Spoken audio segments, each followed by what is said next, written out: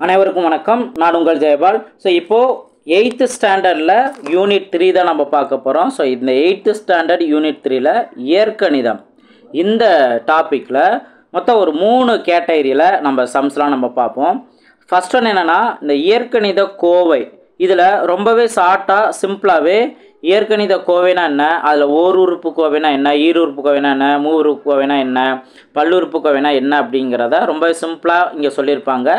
அதை டைரெக்டாக அதை ஒரு பாக்ஸில் மென்ஷன் பண்ணியிருப்பாங்க. அதை தெரிஞ்சிட்டாவே போதும். அதுக்கு அடுத்தது ரொம்ப முக்கியமாக algebra formula. So algebra formula இங்கே நம்ம தெரிஞ்சுக்கோம். அதை யூஸ் பண்ணி எப்படிலாம் கேள்விகள் இருக்கும், அந்த ஃபார்முலாவை அப்ளை பண்ணுறது எப்படி, அதிலேருந்து என்ன மாதிரி சம்ஸ் கேட்பாங்க அப்படிங்கிறதெல்லாம் இங்கே மென்ஷன் பண்ணியிருப்பாங்க. அதையும் நம்ம தெரிஞ்சுக்கோம். ஸோ இந்த ஃபார்முலாஸை நல்லா தெளிவாக தெரிஞ்சுருக்கணும். ஆல்ரெடி நான் சொல்லியிருக்கேன், இந்த மாதிரி அல்ஜீப்ரா ஃபார்முலா மேக்ஸில் 2 டாபிக் யூஸ் ஆகும். First one LCM and HF, second one simplification. So இந்த கான்செப்டில் யூஸ் ஆகும். அடுத்து நம்ம மூணாவதாக நம்ம பார்க்கக்கூடியது என்ன அப்படின்னா, எல்லாமே கலந்து ஒரு லைஃப் மேத்தமெட்டிக்ஸ், அதாவது வாழ்வியல் கணிதம் மாதிரி எல்லாமே கலந்து இருக்கும். அது சிம்பிள் இன்ட்ரெஸ்ட் கொஸ்டினாக இருக்கும், அதே போல் ட்ரெயின் சம்ஸாக கூட இருக்கும், நெக்ஸ்ட்டு ஏஜ் சம்மு, இந்த மாதிரி எல்லாமே கலந்து இருக்கும். காம்படிட்டிவ் எக்ஸாமில் அதிகமாக கேட்கக்கூடிய பார்ட்டும் அதில் இருக்கும். இது எல்லாமே நம்ம ஒன்றாக நம்ம பார்க்கலாம். ஸோ ரொம்பவே முக்கியமானது, இதை நல்லா தெளிவாக கவனிங்க. வீடியோவை கடைசி வரைக்கும் பார்க்குறவங்களுக்கு தான் நல்லா தெளிவாக புரிஞ்சுக்க முடியும்.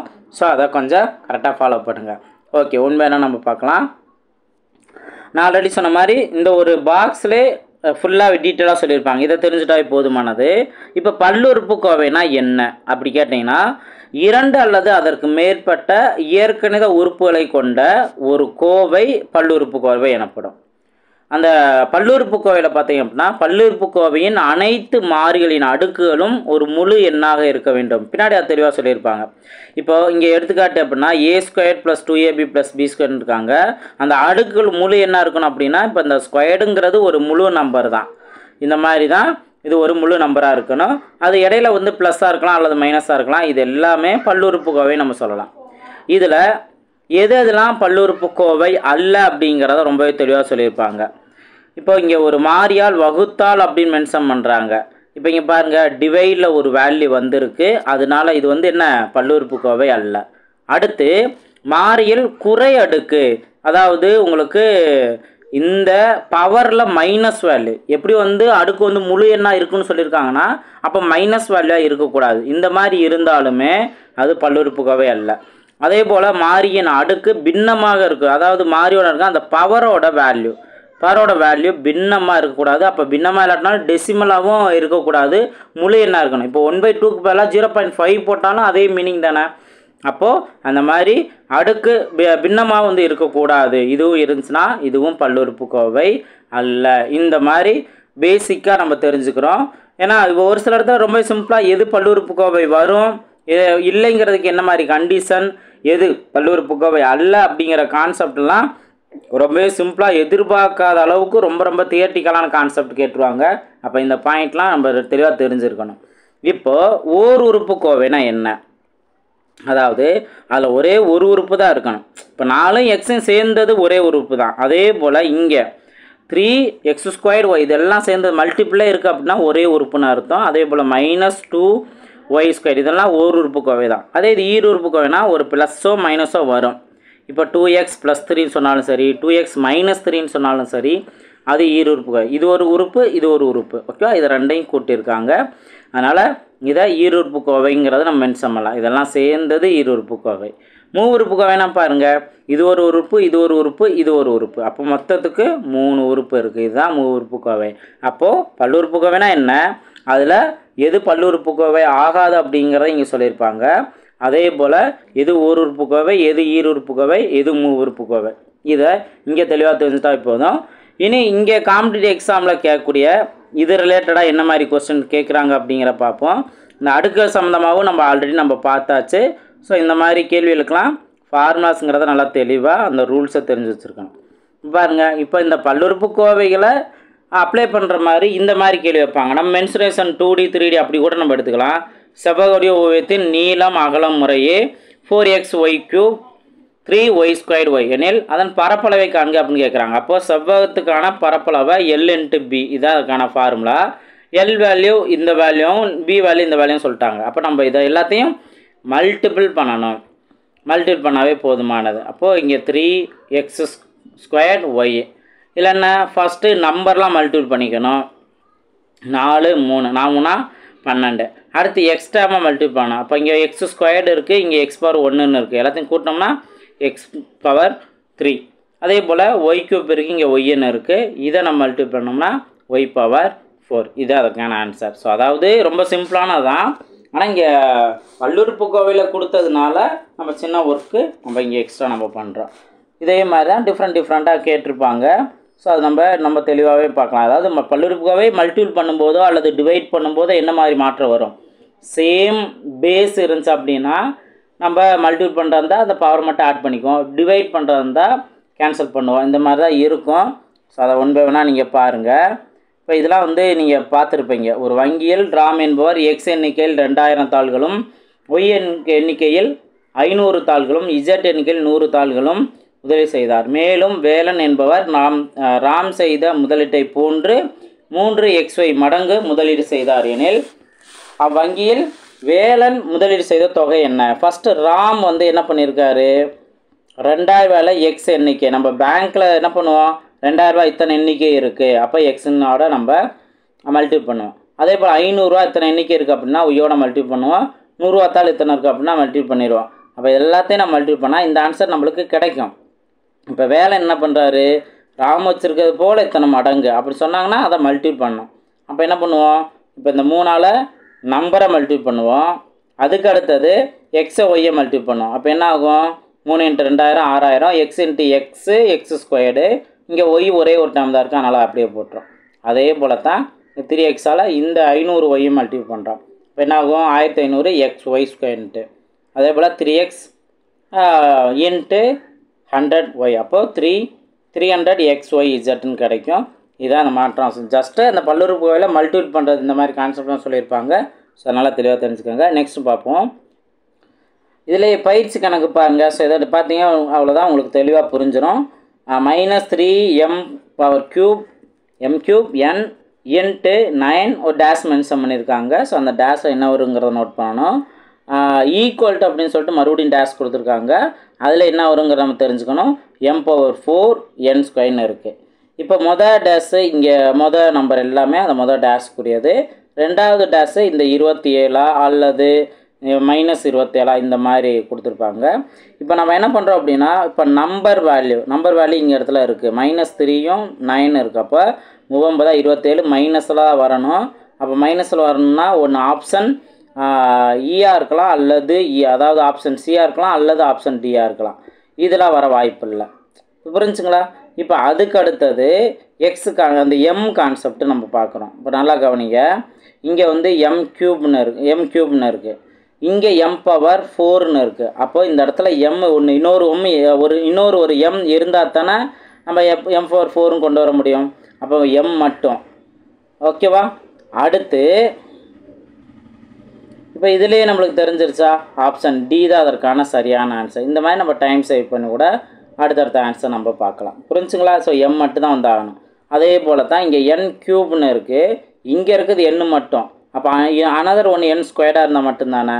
அப்போது n². அப்போ இதுதான் அதற்கான சரியான ஆன்சர். இந்த மாதிரி நம்ம சூஸ் பண்ணிக்கலாம். இதே போல் தான் மற்றது இருக்கும். ரொம்ப ரொம்ப சிம்பிளான ஒரு கான்செப்ட் தான். நீங்கள் அதை ப்ராக்டிஸ் பண்ணலாம். அதே போல் இங்கே பாருங்கள், அல்ஜிப்ரா ஃபார்முலா அப்ளை பண்ணிவிட்டு அதுக்கப்புறம் சிம்பிளை பண்ணுற மாதிரி இருக்கும். பரப்பளவு இந்த வேல்யூன்னு சொல்லிட்டாங்க, அகலம் இந்த வேல்யூ சொல்லியிருக்காங்க, நீளம் என்ன. அப்போது இந்த a² - b² டிவைடட் பை இந்த a - b. அப்போ இதுக்கு ஒரு விரிவாக்கம் இருக்கும். அதை அப்ளை பண்ணிவிட்டு எது காமனாக இருக்கோ கேன்சல் பண்ண போகிறோம். ரிமைனிங் இருக்க டேமை நம்ம எழுத போகிறோம். அவ்வளோதான். இந்த மாதிரி தான் இருக்கும். வகுத்தல் அப்படிங்கிற கான்செப்ட்டுக்கும் இதே போல தான், நம்ம பவர் கான்செப்ட் தான். இப்போ இதவே ட்ரை பண்ணி பாருங்கள் சொல்லியிருக்காங்களே, ட்ரை பண்ணுங்கள். எப்படின்னு பார்த்தீங்கன்னா, இப்போ 81 p² q⁴ இந்த டிவைடை நான் இப்படி நோட் பண்ணிக்கிறேன். இப்போ ரூட்டுக்கு வெளியில் பாருங்கள், 81 வெளியில் வந்துச்சுன்னா 9. p² வேல்யூ pன்னு மாறும். q⁴ q² நம்ம அதே அப்படியே இருக்கிறதுலே பாதி நம்ம நோட் பண்ணிடலாம். ஓகே, இப்போ சிம்பிளை பண்ணுங்கள். 9 9 89 1. அடுத்து இந்த பி ஸ்கொயரில் இந்த பி வேல்யூ போயிடும். அதே போல் பி பவர் 4ல் இந்த பி ஸ்கொயர் ஃபுல்லாக போயிடும், மேலே ஸ்கொயர் மட்டும் இருக்கும். அப்போது 9p q ஸ்கொயர் இதுதான். இப்போ இந்த தான் நீங்கள் கவனிக்கணும். ஏன்னா இந்த மாதிரி கான்செப்ட்லாம் இந்த எல்லா வேல்யூவும் பெரிய பெரிய வேல்யூ கொடுத்துட்டு கடைசியில் அந்த பவரில் 0ன்னு கொடுத்துருவாங்க. அப்போ இந்த மாதிரி கொடுத்துட்டாங்கன்னா நீங்கள் உள்ளே இருக்க வேல்யூ யோசிக்கணும் அவசியமே இல்லை. எனிதிங் பவர் 0வோட வேல்யூ 1 டிவைடட் பை இந்த வேல்யூ நம்ம என்ன நோட் பண்ணுறோம். இப்போது நீங்கள் இந்த வேல்யூ அப்படியே நோட் பண்ணால் x பவர் 6 இந்த ஸ்கொயர் இங்கே மல்டிபிள் ஆகுதா. அடுத்து இங்கே டிவைட் பை x பவர் 6. அப்போ இதுவுமே அடிச்சு கொடுத்தா 1ன்னு மாறிமா. இப்போ 1/1 வேல்யூ 1 தானே, 1 தான் அதுக்கான ஆன்சர். இந்த மாதிரி ஈஸியாக ஆன்சர் கண்டுபிடிச்சலாம். புரிஞ்சா? நெக்ஸ்ட் பார்ப்போம். இப்போ நம்ம பார்த்த அதே கான்செப்டில் தான் இங்கேயும் வந்து 3 பயிற்சி 3.2 இது கொடுத்துருப்பாங்க. இதையும் பாருங்கள். இப்போ ஃபஸ்ட்டு இதை நீங்கள் ட்ரை பண்ணிங்க அப்படின்னா ஃபஸ்ட் நம்பரை கேன்சல் பண்ணால் 2 2 9 2 18. அப்போ 9ங்கிற நம்பர் வரும். மீதி உள்ளது பாருங்கள், இங்கே m பவர் 4 இருக்குது, இங்கே m க்யூப் இருக்குது. அப்போ இதுலையே உங்களுக்கு m பவர் 4ல் m க்யூப் வரைக்கும் போயிட்டு பேலன்ஸ் m மட்டும் இருக்கும். அதுவே இங்கே வந்துருச்சு. ஒருவேளை இங்கே எக்ஸ்ட்ரா வந்துச்சுன்னா அதுக்கேற்றாலும் நம்ம மாற்றம் பண்ணுவோம். இங்கே எக்ஸ்ட்ரா வரல. இப்போ அடுத்தது இங்கே n க்யூப் டிவைடில் இருக்குது. அப்போது இங்கே n பவர் 5ஆக இருக்குது அப்படின்னா இங்கே n பவர் 8 நம்ம போட்டால் தான் n பவர் 3 வரைக்கும் போயிட்டு பேலன்ஸ் வந்து n பவர் 5 இருக்கும். புரிஞ்சுங்களா? அப்போது இங்கே n பவர் 8 இருக்கணும். அப்போ ஃபஸ்ட்டு ஆப்ஷனில் வந்து எது ஃபஸ்ட்டு டேஸோ அதுக்குரிய வரணும். n பவர் 8 தான் ஃபஸ்ட்டு வரணும், அதுக்கப்புறம் 9ங்கிற வரணும். இந்த மாதிரி இருந்து தான் அதுக்கான ஆன்சர் வரும். ஓகேவா? ஸோ இதெல்லாம் நீங்கள் ட்ரை பண்ணி பார்க்கலாம். பயிற்சி கணக்கு பொறுத்த வரைக்கும் டிஃப்ரெண்ட்டாக இருக்க மாடல் நான் சால்வ் பண்ணி காமிப்பேன். அதிலே நீங்கள் நிறையா விஷயங்கள் நீங்கள் கற்றுக்குவீங்க. பின்னாடியும் போக ஒன்று வேணால் நீங்கள் பார்ப்பீங்க. அதே போல் உங்களுக்கு என்னென்ன பேசிக்கான ஃபார்முலாவோ அதையும் நான் தெளிவாக சொல்லுவேன். அதை என்னோடய வீடியோ பொறுமையாக முழுமையாக கவனிக்கிறவங்களுக்கு தான் தெளிவாக புரியும். ஓகே, இப்போ இந்த மாதிரி சிம்பிளிஃபிகேஷன் கான்செப்டில் கேள்வி கேட்டுருவாங்க. இங்கே நம்ம என்ன பண்ணுவோம், இப்போ இங்கேயே சேம் வேல்யூவாக இருந்தால் அதை கேன்சல் பண்ணலாம். அப்போது 3m நீங்கள் ஃபஸ்ட் ஒருத்தனி கிடைக்கும். ப்ளஸ் இங்கே m க்யூப்பில் இந்த வேல்யூலே 1 க்யூப் வரைக்கும் போயிடும் பேலன்ஸு. அப்போது 2m, இங்கே 3m, இங்கே 2m, டோட்டலாக சேர்த்தோம்னா 5mங்கிறது ஆன்சராக கிடைக்கும். இந்த மாதிரி நம்ம ஆன்சர் கண்டுபிடிக்கலாம். ஸோ அதெல்லாம் நீங்கள் ட்ரை பண்ணலாம். அதே போல் தான் இப்போ அடுத்தது வகுக்க அப்படின்னு கேட்டிருக்காங்கன்னா ஃபஸ்ட்டு இதில் ஏதாவது காமனாக எடுக்க முடியுமான்னு பாருங்கள். 8yங்கிறத எடுக்க முடியும். அது போக மீதி 4yன்னு இருக்கும், மைனஸ் zன்னு இருக்கும், டிவைடட் பை 2y. இப்போ இதை அடிச்சு கொடுங்க. இதை அடிச்சு கொடுத்தீங்க அப்படின்னா இங்கே 4. ஆப்ஷனை பொறுத்த வரைக்கும் இப்போ இங்கே 4 × 4y மைனஸ் zன்னு இருக்குது. இப்போ இதிலையே உங்களுக்கு ஆப்ஷனை பொறுத்த வரைக்கும் இப்படியே கொடுத்துருக்காங்களா அல்லது அகைன் 4 உள்ள மல்டிபிள் பண்ணிட்டாங்களா, 16y மைனஸ் 4z. இதை பொறுத்து நீங்கள் ஆன்சர் என்ன வரும் அப்படிங்கிறத நீங்கள் சூஸ் பண்ணிக்கலாம். இப்போ இதுதான் நீங்கள் இங்கே ப்ராக்டிஸ் பண்ண வேண்டியது. நல்லா ப்ராக்டிஸ் பண்ணுங்கள். அடுத்தது இப்போ அடுத்து பாருங்கள், இந்த மாதிரி கூற்று கான்செப்டில் கேள்வி இது டிஃப்ரெண்ட்டாக இருக்கா. அதான் சோசியல் சயின்ஸில் தான் கூற்று அப்படின்னு சொல்கிறாங்கன்னா மேக்ஸ்லைமா கூற்று மாதிரி கேள்வி வருது. இதுவே நம்மளுக்கு ஆச்சரியமாக இருக்கும். இனி நம்ம சொல்ல முடியாது. இந்த மாதிரி கொஸ்டினை எடுத்து சொன்னாலும் சொன்னது தான், நம்மளுக்கு வேலை அதிகமாக கொடுத்தாலும் கொடுத்தது தான். ஸோ இதுக்கும் நம்ம ப்ராக்டிஸ் ஆகிட்டு ரெடி ஆகிக்கணும். ஓகே, மாற்றங்கள் வரலாம். பாருங்கள், கூற்று அப்படிங்கிறதுல ஏங்கிறது என்ன சொல்லிட்டாங்க, 24p²வை 3pq ஆல் வகுத்தால். அப்போ 24p²வை 3pq இதால் வகுத்தா 8p கிடைக்குமா அப்படின்னு கேட்குறாங்க. செக் பண்ணி பார்க்கலாமா? பாருங்கள், இப்போ 3 இங்கே 3 24, அப்போ 8 ஆன்சர் நம்மளுக்கு கிடைக்குது. அதுக்கு அடுத்தது பியில் இங்கே வந்து p² p போயிடும். அப்போ பேலன்ஸ் p மட்டும் இருக்கும், q கேன்சல் ஆகிடும். அப்போ 8p தான் கிடைக்குது. அப்போ கூற்று 1 கரெக்டு. அடுத்து ரெண்டாவது பாருங்கள், 5x + 5 டிவைடட் பை 5 இதை சுருக்கும் போது 5x கிடைக்குமா அப்படின்னு கேட்குறாங்க. கிடைக்குமான்னு செக் பண்ணுங்கள். இப்போ ஃபஸ்ட்டு இருக்கிறதுல 5 காமனாக எடுக்கலாம். அப்போ x + 1ன்னு இருக்கும், டிவைடட் பை 5ன்னு இருக்கும். ஸோ அப்போ அடிச்சு கொடுத்தோம்னா நம்மளுக்கு x + 1 தான் கிடைக்குதே தவிர 5x கிடைக்கல. அப்போ நாட் ஈக்குவல். அப்போ கூற்று 2 தவறு. அப்போ கூற்று A சரி, ஆனால் கூற்று B தவறு. இதுதான் அதுக்கான சரியான ஆன்சர். புரிஞ்சுங்களா? ஸோ நம்ம மேக்ஸ் ப்ராப்ளம் தான் இங்கேயும் நம்ம பார்க்குறோம். ஆனால் அவங்க சிம்பிளான கொஸ்டின் 2 கொஸ்டினை கொடுத்து 2 கூற்றுங்கிற மாதிரி கொடுத்து அதை சிம்பிளை பண்ணி ஆன்சர் என்ன வரும்னு கேட்குறாங்க. இதே போல் தான் அடுத்தது இருக்குது. ஸோ அடுத்தது இருக்குது, நீங்கள் அதை ட்ரை பண்ணி பார்க்கலாம். 8ங்கிறதை நீங்கள் ட்ரை பண்ணி பார்க்கலாம். அவங்க கொடுத்துருக்க கண்டிஷன் கரெக்டாக அப்படிங்கிற பார்க்கலாம். டவுட் இருந்தால் நீங்கள் கேட்டுக்கலாம். ஓகே, இது ஃபஸ்ட்டு அந்த இயற்கணிதம் கான்செப்டில் கேட்குறது. இப்போ பாருங்கள், இந்த ஃபார்முலா இங்கே நம்ம படிக்கணும். அல்ஜிப்ரா ஃபார்முலா கண்டிப்பாக இதை படிச்சிருந்தோம் அப்படின்னா நம்மளுக்கு சிம்பிளிஃபிகேஷனில் ஃபார்முலா பேஸில் எது கேட்டாலும் நம்மளால் ஈஸி ஆன்சர் கண்டுபிடிக்க முடியும். இப்போ a + b whole square = a² + 2ab + b², இது ஒரு ஃபார்முலா. அதுக்கு அடுத்தது a - b whole square, a² - 2ab + b², இது ரெண்டாவது ஃபார்முலா. அடுத்தது a² - b², இதுதான் ரொம்ப ரொம்ப ஃபேமஸானது, ரொம்ப பேசிக்கானது. a + b × a - b, இது மூணாவது ஃபார்முலா. அடுத்து இங்கே நல்லா கவனிங்க, இந்த இடத்துல அதாவது நம்பருங்கிறது ஏங்கிறது ஏதாவது ஒரு நம்பரை கொடுக்கலாம், பின்னு ஏதாவது நம்பர் கொடுக்கலாம். ஆனால் இந்த ஃபார்மெட்டில் கொடுத்துருப்பாங்க, அதுக்கேற்றாலும் நம்ம விரிவாக எழுதி அதற்கான ஆன்சர் நம்ம கண்டுபிடிக்கலாம். அதே போல் இங்கே நீங்கள் கவனிச்சிங்க அப்படின்னா இந்த ஒருத்தன் இருக்க நம்பர் சேமாக இருக்கும், ரெண்டாவது நம்பர் மட்டும் வேரி ஆகும். அப்போ x + a x + bன்னு எடுத்துக்கலாம்.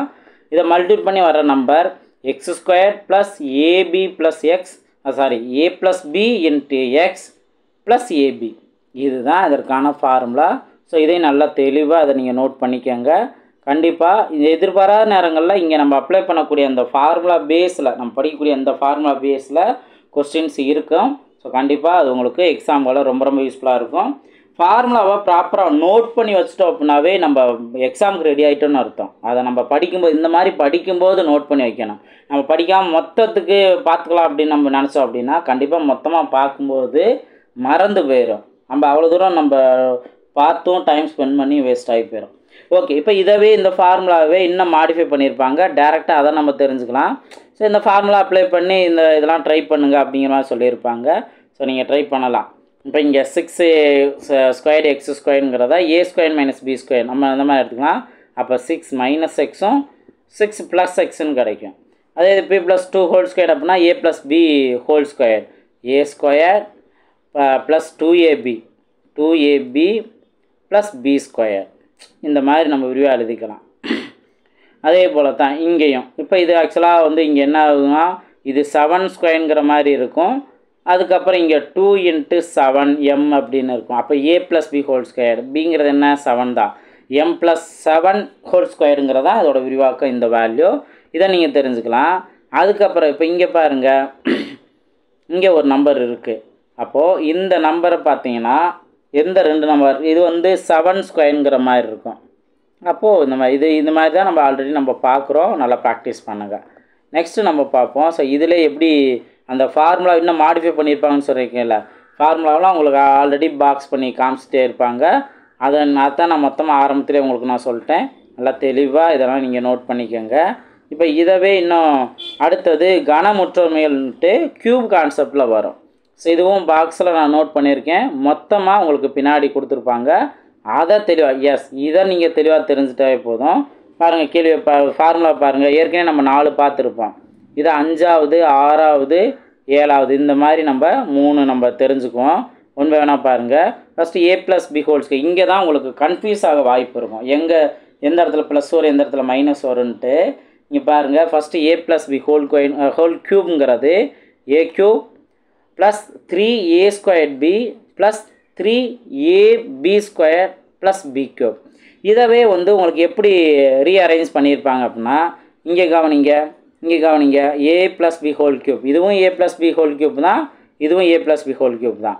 இதே ஃபார்முலாவை மாடிஃபை பண்ணியிருப்பாங்க. இதே ஃபார்முலாவை அப்படியே மாடிஃபை பண்ணியிருப்பாங்க. a³ + b³ + 3ab × a + b, இந்த ஃபார்முலா. ஓகே, ஸோ இதெல்லாம் நீங்கள் நல்லா மைண்டில் வச்சுக்கோங்க. மோஸ்ட்லி இதை அப்ளை பண்ணுற மாதிரி இருக்கும். ஸோ இது ரொம்ப முக்கியமானது. அடுத்து பாருங்கள், a - b whole cube = a³ - 3ab, இந்த ஃபார்முலா கொடுத்துருப்பாங்க. இதவே அப்படியே மாடிஃபை பண்ணிவிட்டு இங்கே கொடுத்துருப்பாங்க a - b ஹோல் க்யூப்ன்ட்டு. இதை கவனிங்க, a³ - b³ - 3ab × a - b. இப்போ இந்த மாதிரி மைண்டில் வைக்கிறது ரொம்பவே ஈஸியாக இருக்கும். ஏன்னா ப்ளஸ்ன்னு வர்றது எல்லாமே ப்ளஸ்ன்னு வந்திருக்கும். அதே இது இங்கே மைனஸ்ன்னு வர்றது எல்லாமே இதை தவிர்த்து மீது எல்லா டேர்முமே மைனஸ்ன்னு வந்திருக்கும். ஸோ எந்த கன்ஃபியூஷன் இல்லாமல் நம்ம நோட் பண்ணலாம். அதே இது இங்கே நீங்கள் கவனிச்சிங்க அப்படின்னா இப்போ ரெண்டாவது a மைனஸ் பி ஹோல் க்யூப்புக்கு ப்ளஸ்ஸு மைனஸ் ப்ளஸ்ஸு அந்த மாதிரி மாறி மாறி வந்துக்கிட்டே இருக்கும். ஸோ நம்மளுக்கு கொஞ்சம் கன்ஃபியூஸ் ஆக வாய்ப்பு இருக்கும். இதை நம்ம தெரிஞ்சுக்கிறோம். இப்போ அதுக்கடுத்து நல்லா கவனிங்க. இங்கே a ப்ளஸ் பி ஹோல் க்யூப்பும் a cube plus B cube இது ரெண்டும் ஒன்றுன்னு கேட்டிங்கன்னா வேறு ஓகே. நல்லா நீங்கள் எக்ஸாம்பிள் ஏதாவது நம்பரை கூட போட்டு பார்த்து கூட அதை நீங்கள் கன்ஃபார்ம் பண்ணிக்கலாம். ஓகேவா? இப்போ இதை பாருங்கள். a plus B a cube plus B cube இதுக்கு விரிவாக்கம் என்னன்னு கேட்டிங்கன்னா a plus B into a squared minus AB plus B squared. இதில் கண்டிப்பாக ஒரு இடத்துல மைனஸ் வந்து தான் ஆகும். இந்த ஏபி க்யூப் பக்கத்தில் மைனஸ் வந்து தான் ஆகும். இதை நல்லா தெளிவாக நோட் பண்ணிக்கோங்க. அதே இது a cube minus B cube அப்படின்னு எடுத்துட்டிங்க அப்படின்னா a minus B into a squared plus AB plus B squared. இந்த ஒரு இடத்துல மட்டும்தான் மைனஸ் இருக்கும், மற்ற இடத்துல வந்து மைனஸ் இருக்காது. ஆனால் இங்கே ப்ளஸ் கான்செப்டில் அதாவது a க்யூப் ப்ளஸ் பி க்யூப்பில் சம்மந்தம் இல்லாமல் ஒரு இடத்துல மைனஸ் வரும். ஸோ இதை நல்லா தெளிவாக இதை நீங்கள் நோட் பண்ணிக்கணும். ஏன்னா ஃபார்முலா நீங்கள் தெளிவாக தெரிஞ்சே போதும். இந்த மாதிரி ஃபார்முலா அகைன் நான் சொல்கிறேன் எல்சிஎம் அண்ட் ஹெச்எஃப் இதுலேயும் யூஸ் ஆகும், அதே போல் சிம்பிளிஃபிகேஷன்லையும் யூஸ் ஆகும். ஸோ கண்டிப்பாக நீங்கள் தெரிஞ்சிருக்கணும். ஃபார்முலா அவாய்ட் பண்ணுறீங்க அப்படின்னா கண்டிப்பாக நம்ம ஸ்கோர் பண்ண முடியாது. எல்லாத்துக்கும் இதுக்கும் வந்து இந்த ஃபார்முலா படிச்சிருந்தா தான் ஷார்ட்கட்டே உருவாக்க முடியும். பார்த்த செகண்டில் நம்ம டைம் சேவ் பண்ணி ஆன்சரும் கண்டுபிடிக்க முடியும். ஓகே, அதெல்லாம் பின்னாடி ப்ராக்டிஸ் பண்ணும்போது உங்களுக்கு ஒன் பை ஒன்னாக கிளியராக நான் சொல்கிறேன். இப்போ இந்த ஃபார்முலா புரிஞ்சா இதை அப்ளை பண்ணி தான் உங்களுக்கு கொஸ்டின்ஸ்லாம் இருக்கும். அது அந்த கொஸ்டின்ஸ் என்ன பண்ணி இப்போ க்யூபையும் நீங்கள் கண்டுபிடிக்கிறதுக்கும் இருக்கும். அதே போல் உங்களுக்கு நிறையா ஷார்ட்கட்டாக அதை அப்ளை பண்ணுற இந்த ஃபார்முலா அப்ளை பண்ணுற மாதிரி தான் கேள்வியில் இருக்கும். இப்போ நீங்கள் பயிற்சி கணக்கு பாருங்கள், நான் சொல்லக்கூடியதை ட்ரை பண்ணி பாருங்கள். இப்போ இதில் 7th கொஸ்டின் பாருங்கள். X square minus Y square equal to 16 X plus Y equal to 8 எனில் எக்ஸ் மைனஸ் ஒய் என்ன அப்படின்னு கேட்குறாங்க. இது அதோட விரிவாக்கம் தான். இப்போ X square minus Y square இதை விரிவாக்கம் என்ன, X plus Y into X minus Y. இதான வேல்யூ என்ன கொடுத்துருக்காங்க, ஒரு வேல்யூ 16, இன்னொரு வேல்யூ 8, இந்த வேல்யூ தான் என்னான்னு கேட்குறாங்க. இப்போ நீங்கள் 8ஓட எதை மல்டிப்ளை பண்ணால் 16 கிடைக்கும், 2 தானே. அப்போ எக்ஸ் மைனஸ் ஒய்யோட வேல்யூ 2. இந்த மாதிரி நீங்கள் கண்டுபிடிச்சிக்கலாம். இது ரொம்ப பேசிக்கானதான். இப்போ அதே இது அடுத்தடுத்தது பாருங்கள், நான் ஃபார்முலாவே அப்ளை பண்ணுற மாதிரி இருக்கும். இப்போ இந்த இதை கவனிங்க. ரெண்டாவது கவனிங்க. அதாவது 8வது கொஸ்டின் பார்த்தீங்கன்னா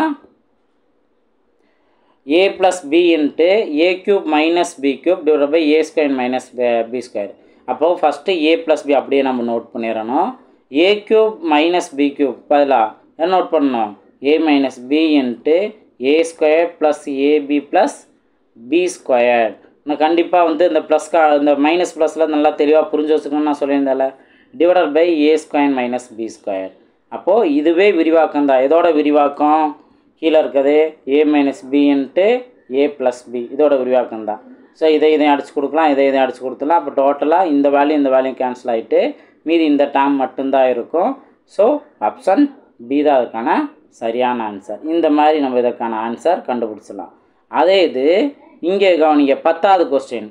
கண்டிப்பாக நீங்கள் 10வது கொஸ்டின் ட்ரை பண்ணி ஆகணும். நல்லா தெளிவாக நீங்கள் நோட் பண்ணுங்கள். இப்போ இங்கே a மைனஸ் பியோட வேல்யூ 3ன்னு கொடுத்துருக்காங்க, ஏபியோட வேல்யூ 5ன்னு கொடுக்குறாங்க, a cube minus B cube இதோட வேல்யூ கேட்குறாங்க. இப்போ நான் என்ன பண்ணுறேன் அப்படின்னு கேட்டிங்கன்னா a minus b whole cube இதற்கான ஃபார்முலாவை நான் அப்ளை பண்ணுறேன். என்ன ஃபார்முலான்னு பாருங்கள், a minus B into minus sir இங்கே வேல்யூ என்ன கொடுத்துருக்காங்க, a மைனஸ் பியோட வேல்யூ 3, ஏபியோட value 5, a cube minus b க்யூப்ங்க கொடுத்துருக்காங்க. இப்போ இந்த a minus b whole cube இதோட formula a cube minus B cube minus 3ab into a minus B. ஞாபகம் இருக்குங்களா? இப்போ தான் நம்ம பார்த்துருந்தோம். இப்போ இதில் பாருங்கள் என்னென்ன வேல்யூலாம் கொடுத்துருக்காங்கன்ட்டு a மைனஸ் பி வேல்யூ கொடுத்துருக்காங்க. அப்போ இங்கே a மைனஸ் பி இருக்குது, இங்கே a மைனஸ் பி இருக்குது. இந்த வேல்யூ சப்ஸ்டிட் பண்ணிக்கலாம். அடுத்து ஏபியோட வேல்யூ கொடுத்துருக்காங்க, இந்த இடத்துல ஏபியோட வேல்யூ இருக்குது, அதை சப்ஸ்டிட் பண்ணலாம். a cube minus B cube தான் கேள்வி கேட்டிருக்காங்க. அப்போ இந்த 2 டேர்ம் அப்படியே நம்ம வச்சுக்கலாம். புரிஞ்சா? இப்போ இதில் a மைனஸ் பியோட வேல்யூ 3 க்யூப் ஈக்குவல் டு இந்த டேர்ம் அப்படியே நம்ம வச்சுருப்போம் மைனஸ் 3 இன்ட்டு ஏபியோட வேல்யூ 5 இன்ட்டு a மைனஸ் பியோட வேல்யூ 3. இதை வேல்யூவில் அப்ளை பண்ணுங்கள். 3 கியூபோட value 27 equal to a cube minus b cube அப்படியே தான் இருக்கும். மைனஸ் இதை நீங்கள் ப்ராக்கெட்டுக்குள்ளே கூட அப்படியே வச்சுக்கலாம். இப்போ இதெல்லாம் மல்டிபிள் பண்ணால் 5 15 15 3 45. இப்போ இந்த 45 மைனஸில் இருக்குது, ஈக்குவல் டு இந்த சைடு கொண்டு போனால் ப்ளஸ்ஸாக மாறிடும். அப்போது ஏ கியூப் மைனஸ் பி கியூப் இதோட வேல்யூ 45 ப்ளஸ் 27. இதெல்லாத்தையும் ஆட் பண்ணால் உங்களுக்கு 60 72ன்னு கிடைக்கும். ஸோ அப்போது ஏ கியூப் மைனஸ் பி கியூப் இதோட வேல்யூ 72 தான் அதுக்கான சரியான ஆன்சர். ஆப்ஷன் டி தான் அதுக்கான சரியான ஆன்சர். புரிஞ்சுங்களா? ஸோ இந்த மாதிரி அல்ஜிப்ரா ஃபார்முலா யூஸ் பண்ணி சால்வ் பண்ணுற மாதிரி கொஸ்டின்ஸில் அந்த மாதிரி வேல்யூஸ் கொடுத்துருவாங்க. ஸோ இதை நம்ம எந்த அளவுக்கு தெளிவாக ஃபார்முலாஸ் படித்து வைக்கிறோமோ அந்தளவுக்கு ஈஸியாக இருக்கும். புரிஞ்சுங்களா? ஸோ அல்ஜிப்ரா ஃபார்முலா யூஸ் பண்ணி எப்படிலாம் கேள்விகள் இருக்கும் அப்படிங்கிறதையும் நீங்கள் இதில் பார்த்துருப்பீங்க. ஸோ நல்லா ப்ராக்டிஸ் பண்ணணும். அடுத்து உங்களுக்கு காரணிப்படுத்து அப்படின்னு சொல்லியிருப்பாங்க. நீங்கள் காரணிப்படுத்துகளில் ரெண்டு மெத்தட் நீங்கள் நல்லா தெளிவாக தெரிஞ்சுருக்கணும். பேசிக் தெரியாமல் நல்லா தெளிவாக தெரிஞ்சுக்கோங்க. என்ன 2 மெத்தட்னா, இப்போ ஃபஸ்ட்டு ஆக்சுவலாக இது நான் கணக்கில் எடுத்துக்கலாம். என்ன அப்படின்னா, இது வந்து பார்த்தீங்கன்னா ஒரு ஃபார்முலாக்குள்ளேயே போயிடும். அதாவது இங்கே 16னா 4 ஸ்கொயர் நம்ம எடுத்துக்கலாம். இதை வந்து 8xஐ 2 × 4xன்னு எடுத்துக்கலாம். அப்போ இது என்ன ஃபார்முலாவில் இருக்குது அப்படின்னா a + b ஹோல் ஸ்கொயர் இந்த ஃபார்முலாவில் இருக்குது. ஏங்கிற இடத்துல எக்ஸ் இருக்குது, பிங்கிற இடத்துல 4 இருக்குது. அப்போ எக்ஸ் + 4 ஹோல் ஸ்கொயர். இதை நீங்கள் விரிவாக எழுதுனீங்க அப்படின்னா x² + 8x + 4 ஸ்கொயர் வேல்யூ 16 இந்த மாதிரி நம்மளுக்கு கிடச்சிரும். இப்போ இந்த எக்ஸ் + 4 ஹோல் ஸ்கொயரவே 2 டைம் எழுதலாம். எக்ஸ் + 4 ஒரு டைம் ஆகும், அடுத்து எக்ஸ் + 4 இன்னொரு டைம். அந்த ஹோல் ஸ்கொயர்னு கிடச்சதை நீங்கள் ஒரே சேம் வேல்யூ 2 டைம் கிடச்சாலும் அதை ஸ்கொயர்னு நீங்கள் நோட் பண்ணிக்கலாம். எக்ஸ் + 4 ஹோல் ஸ்கொயர்ன்ட்டு. அதே இது ஸ்கொயர்னு இருக்கிறத இந்த மாதிரி 2ஆக நீங்கள் பிரிச்சுக்கலாம். அது ஆப்ஷனை பொறுத்து நீங்கள் டிசைட் பண்ணிக்கலாம். இப்போ நான் இங்கே காரணிப்படுத்துதல இதை நான் கொண்டு வரல, இது ஃபார்முலா பேஸில் இருக்கும். இப்போ எதை காரணிப்படுத்தல கொண்டு வரோம் அப்படின்னா, எஸ் இந்த இதை எடுத்துக்கோங்க. ஸோ இதில் நீங்கள் கவனிச்சிங்க அப்படின்னா 15ங்கிறதே ஒரு பெர்ஃபெக்ட் ஸ்கொயர் நம்பர்லாம் கிடையாது. அப்போது இங்கே என்ன பண்ணணும் அப்படின்னா, இதுக்கு தான் ஒரு பேசிக். அதாவது இங்கே மெத்தடு என்ன அப்படின்னு கேட்டிங்கன்னா, இந்த x² பக்கத்தில் எதுவுமே இருக்கக்கூடாது, நம்பர் எதுவுமே 1ங்கிற நம்பரை தவிர்த்து வேறு எதுவுமே இருக்கக்கூடாது. ஆக்சுவலாக இங்கே 1 இருக்கான்னு கேட்டிங்கன்னா இந்த இடத்துல 1 இருக்குன்னு அர்த்தம், எதுவுமே போகலன்னா 1 இருக்குன்னு அர்த்தம். அப்போது x² அப்படியே எம்டியாக இருக்க மாதிரி இருக்கும். இந்த மாதிரி மெத்தடில் இருந்தால் நீங்கள் என்ன பண்ணணும், இந்த மாறிலின்னு இருக்கா, அதாவது இந்த நம்பர் இதை நீங்கள் எடுத்துக்கணும். எந்த 2 நம்பரை மல்டிபிள் பண்ணால் 15 வரும் அப்படிங்கிறத பார்க்கணும். அந்த 2 நம்பரை ஆட் பண்ணால் இங்கே இருக்க அந்த +8 கிடைக்கும். ஸோ +8 கிடைக்கணும். அப்போ பாருங்கள், அதாவது 3 15 அப்படி நம்ம கொண்டு வரலாம். ரெண்டுமே பாசிட்டிவ் தான். ரெண்டுமே பாசிட்டிவாக இருந்தாவே 3 + 5 8 நம்மளுக்கு ஆன்சர் கிடச்சிரும். இந்த மாதிரி நீங்கள் ட்ரை பண்ணிடுவீங்க. இப்போ இதில் இருந்து நீங்கள் எப்படி நோட் பண்ணுவீங்கன்னா, இங்கே எக்ஸ்ன்னு கொடுத்துருந்தாங்க, எக்ஸுங்கிறத யூஸ் பண்ணியிருந்தாங்கன்னா இதை x + 3 நோட் பண்ணலாம். அதே போல் இதை x + 5 நம்ம நோட் பண்ணலாம். அப்போ 2 காரணி என்ன அப்படின்னு கேட்டால், x + 3ங்கிறது ஒரு காரணி, x + 5 அப்படிங்கிறது ஒரு காரணி. இதுதான் அதற்கான ஆன்சர். இந்த மாதிரி நீங்கள் x + 3 x + 5ங்கிறத நீங்கள் நோட் பண்ணலாம். புரிஞ்சுங்களா?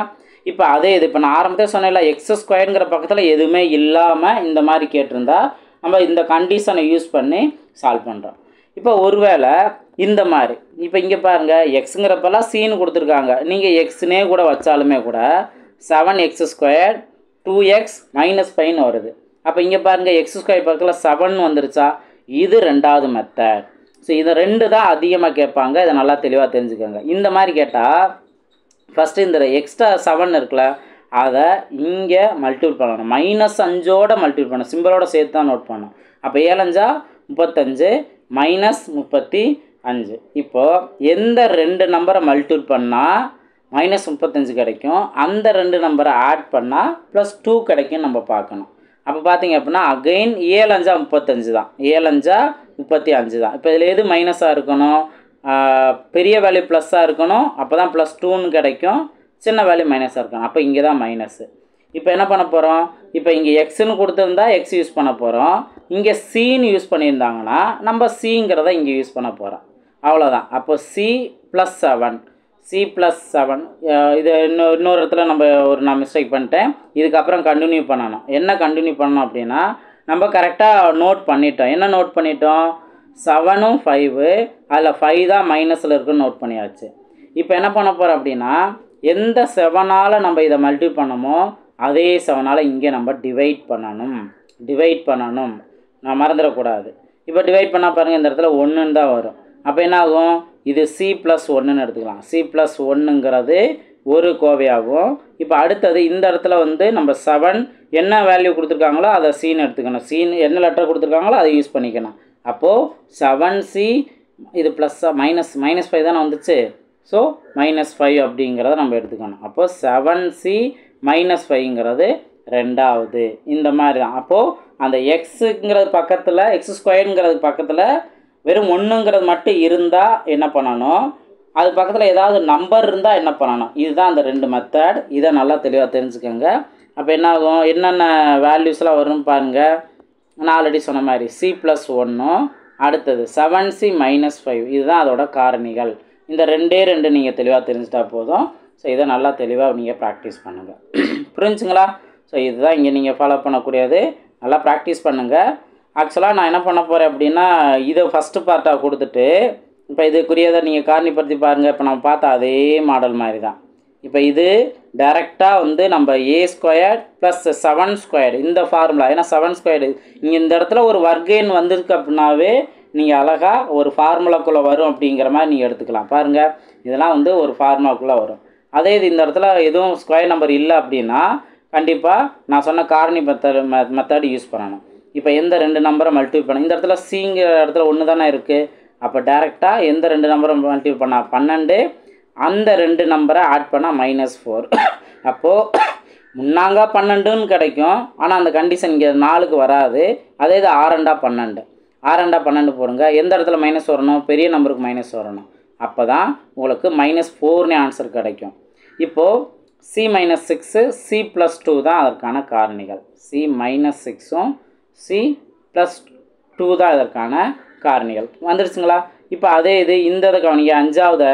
அஞ்சாவது பார்த்தீங்க அப்படின்னா உங்களுக்கு இந்த 4ங்கிற நம்பர் வந்துருச்சு. அப்போ இந்த 4ங்கிற நம்பரை இங்கே நீங்கள் மல்டிப்ளை பண்ணீங்க. முன்னாங்க 12 அப்படின்னு இருக்கும். அப்போ எந்த 2 நம்பரை மல்டிப்ளை பண்ணால் 12, அந்த 2 நம்பரை ஆட் பண்ணால் -8 வரும். அப்போ -6 -2 தானே, +ன்னு வரும். ஸோ இதை நம்ம நோட் பண்ணிடுறோம். இப்போ மறக்காமல் என்ன பண்ணணும்? எந்த நம்பரால் மல்டிப்ளை பண்ணமோ அந்த நம்பரால் டிவைட் பண்ணணும். அப்போ டிவைட் பண்ணிங்க அப்படின்னா உங்களுக்கு 2 3. அப்போ -3/2. இதை நம்ம எப்படி நோட் பண்ணுவீங்க? 2 அங்கே x கொடுத்தா x தான். 2x -3ங்கிறது ஒரு காரணி. இதை அடிச்சு கொடுத்தா 1/2. அப்போது 2x -1ங்கிறது ஒரு காரணி. இதுதான். ஸோ இந்த மாதிரி நீங்கள் கண்டுபிடிச்சி அதுலேயுமே உங்களுக்கு simplification concept, LCM HCF concept இந்த மாதிரிலாம் வரும். அழகாக உங்களால் ஆன்சர் கண்டுபிடிச்சிட முடியும். ஸோ இதுதான் நீங்கள் இங்கே தெரிஞ்சுக்கிறது. இது போக மற்ற சம்ஸும் நீங்கள் நல்லா ப்ராக்டிஸ் பண்ணுங்கள். இப்போ பார்த்தா அதே மெத்தடில் தான் இருக்கும். நல்லா ப்ராக்டிஸ் பண்ணுங்கள். இப்போ இதே இந்த பயிற்சி 3.5 கவனிங்க. தனி வட்டி கான்செப்ட் மாதிரியே கொடுத்துருப்பாங்க. இல்லை நம்பர் கொடுக்காம இந்த மாதிரி லெட்டர்ஸ் வச்சு கொடுத்துருப்பாங்க. இதோட தனி வட்டி என்னன்னு கேட்குறாங்க. நம்ம தனி வட்டிக்கான ஃபார்முலா PNR/100. இந்த ஃபார்முலா தான் அப்ளை பண்ணணும். அமௌண்ட்டும் கொடுத்துருக்காங்க, இதுதான் பிரின்சிபல் வேல்யூ. ஆண்டுக்கும் கொடுத்துருக்காங்க, இதுதான் என்னோட வேல்யூ. சதவீதம் கொடுத்துருக்காங்க, இதுதான் ஆரோட வேல்யூ. இப்போ அப்ளை பண்ணுங்கள். அப்ளை பண்ணிங்க அப்படின்னா 5A² B² × 4AB × R value 7B / 100. First நம்பரை கேன்சல் பண்ணுங்கள். நம்பரை கேன்சல் பண்ணிங்க அப்படின்னா 1 நாள் 4, 25 நாளாக 100, 1 5 5 25. இப்போ இதுக்கு மேலே 7 இருக்குது, இந்த சைடு 5 இருக்குது. அப்போது 7/5 நம்பரில் முடியும். இப்போ ரிமைனிங்லாம் பாருங்கள். எத்தனை A இருக்குது? இங்கே A² இருக்குது, இங்கே A இருக்குது. அப்போ என்ன ஆகும்? A³ வரும். அதுக்கு அடுத்தது B பார்த்தீங்கன்னா B² இருக்குது, B இருக்குது, B இருக்குது. அப்போ மொத்தத்துக்கு B⁴ வரும். ஸோ அப்போ 7/5 A³ B⁴. இதுதான் இதற்கான ஆன்சர். இந்த மாதிரி நீங்கள் ட்ரை பண்ணலாம். எப்பயும் போல் நம்ம ஃபார்முலா யூஸ் பண்ணுறது தான். அவங்க நம்பர் கொடுத்துருக்காங்க. நம்பர் கொடுக்காம லெட்டர் கொடுத்துருக்கனால நம்ம இந்த மாதிரி நம்ம சால்வ் பண்ணிடுறோம். புரிஞ்சுங்களா? நல்லா ப்ராக்டிஸ் பண்ணுங்கள். இதே போல் தான் மற்றதெல்லாம் வரும். இதெல்லாம் நீங்கள் நல்லா தெளிவாக தெரிஞ்சுக்கோங்க. இப்போ நான் நெக்ஸ்ட்டு பார்ட்டில் கொடுக்கக்கூடியது பார்ட் 2ன்னு கொடுக்கக்கூடியது தான் எல்லாம் வாழ்வியல் கணிதம் மாதிரி, அதாவது ட்ரெயின் சம் அதுக்கான ஷார்ட்கட் நான் சொல்லுவேன், அதை நீங்கள் தெரிஞ்சுக்குவீங்க. அதே போல் டிஃப்ரெண்ட்டாக என்ன மாதிரி கேள்விலாம் கேட்டிருக்காங்களோ அதையும் நான் உங்களுக்கு ஒன் பை ஒன்னாக நான் தெளிவாக நான் சொல்லிடுறேன். காம்படிட்டிவ் எக்ஸாமில் அதிகமாக கேட்கக்கூடியது, டெட் எக்ஸாம்லேயும் அதிகமாக எதிர்பார்க்கக்கூடியது. ஸோ நல்லா இதை நீங்கள் நோட் பண்ணிக்கோங்க. இப்போ பார்ட் 1 நம்ம யூனிட் 3ல் பார்ட் 1 முடிச்சிருக்கோம். பார்ட் 2ல் மீட் பண்ணலாம். தேங்க்யூ.